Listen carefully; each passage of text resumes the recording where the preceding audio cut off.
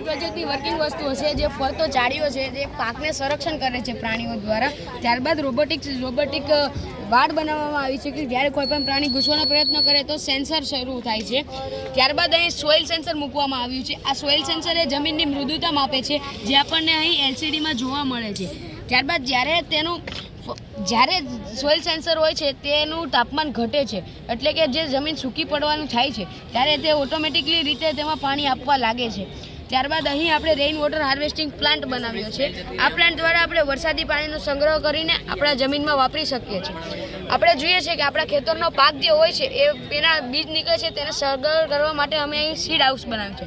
Seed house એવી વસ્તુ છે કે જ્યારે વરસાદ આવે તો આ ચીપ પર પડશે, અને જેવી રીતે પડશે તેવી જ રીતે આ ચેમ્બર બંધ થઈ જશે. જેવી રીતે પડશે તેવી જ રીતે આ ચેમ્બર બંધ થઈ જશે, અને જેવો સૂર્યનો તડકો પડશે ત્યારે એ સુકાઈ જશે આ ચીપ, અને આ સેન્સર પાછું ખુલી જશે. અને આ બધી વસ્તુઓ LCD ઉપર જોવા મળે. ત્યારબાદ આપણે જોઈએ છીએ કે ઘણી વખત આપણું સેન્સર ઓટોમેટિકલી રીતે જ્યારે પાણી આપી દે છે, જો ત્યારબાદ પણ વરસાદ આવ્યો તો પાક નાશ પામે. પણ તેની માટે અમે અહીં સેન્સર ગોઠવ્યું છે જે વાતાવરણની મૃદુતા સેન્સ કરે છે. તમે એનું જે હાઈ લેવલ હોય છે તે અહીંયા આપણે ડિસ્પ્લે LCD પર જોઈ શકીએ છીએ. અહીં LCD પર આપણને દેખાય છે.